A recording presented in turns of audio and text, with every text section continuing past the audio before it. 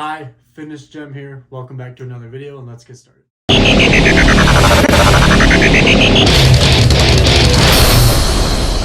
this video, we're going to be talking about pec popping. You see a lot of bodybuilders online doing the pec pops and you wonder why sometimes they actually do it. And you might be wondering how they do it. Don't get me wrong, the pec pops look really cool and they actually serve a really good purpose. If you've been training for a while, then you probably know how to pec pop. But if you just started training and you have kind of a small chest or a bird chest, then chances are you can't pec pop, but I'm gonna help you get started with that. And pec pops are very important. So when you're doing a chest exercise, a very good way to build the muscle is by thinking about squeezing it and really using your brain to squeeze this muscle. That is called mind-muscle connection. And you're gonna wanna do that with every single exercise you do, whether you're doing a tricep exercise or a chest exercise. You're going to want to practice your mind-muscle connection. Essentially, a pec pop is basically you showing off your mind-muscle connection. When you're popping your pecs, you're using your brain to squeeze that muscle. It's like when you're doing a bench press. And when you practice popping your pecs in the bathroom, that can help you with your mind-muscle connection.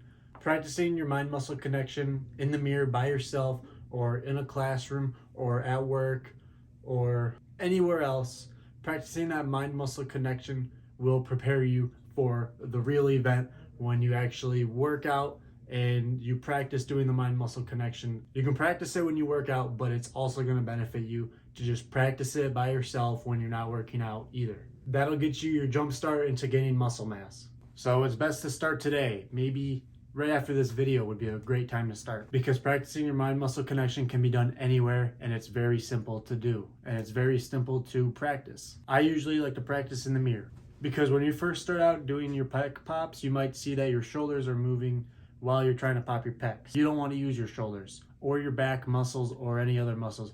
You only want to be using your chest. When you first start out, you might be a little rough. You might be using your shoulders and your lats and maybe your upper back muscles when you're doing your pec pops, but that's totally all right. Eventually you'll get there. Just keep practicing. When you're doing your pec pops, you can put your hands right here on your glutes, just like this. Now, in order to pop your pecs, you're going to want to figure out where your mind-muscle connection is.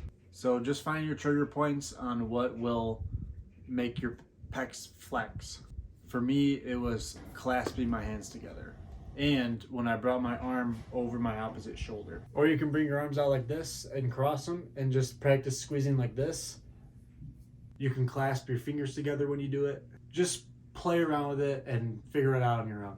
Once you get the gist of it, you can do it for as long as you want. You can do it every single day of the week. I like to stick to in between 5 and 10 minutes, but if you have more time than I do, then you can go a lot longer than that. Practice makes perfect. The more practice you get, the more perfect you're going to become at it, and the faster your muscles are going to grow. And like I said, you can do them anywhere. Anywhere where you're sitting down for 10 minutes, just start popping your pecs.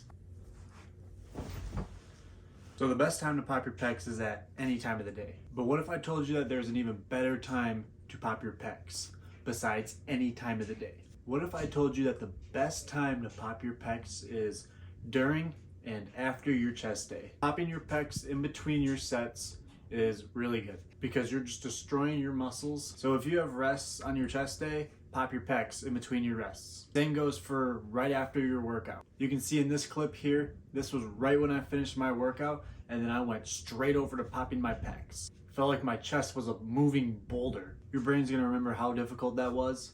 It'll also break down more muscle fibers while you are pec popping, right after your sets of destroying your chest. Once you get the basic gist, you can start to do some different variations of pec popping. Like in this clip, I hold one pec, and then with my opposite pec, I'm popping 5 reps while I'm holding my contraction with my opposite pec. So hold, and then 1, 2, 3, 4, 5. Hold, 1, 2, 3, 4, 5. Do that contraction for as long as you possibly can. This next contraction, I'm just popping both of them at the same exact time. And then this contraction, I'm still in the process of learning by myself. Don't mind that my stomach is moving. I don't know why my stomach's moving. But in this clip, this is just me trying to do a wave. This was the pec pop variation I was trying to do. So do your pec pops every day and do them for 5 to 10 minutes Make sure you know what your triggering points are. Make sure you're training that chest and you're practicing your mind muscle connection when you're exercising, and practice your pec pops on your rest times when you're doing your chest and right after your workout, and as many times after that in your day. And then once you start to get the gist of it, start doing those variations that I went over.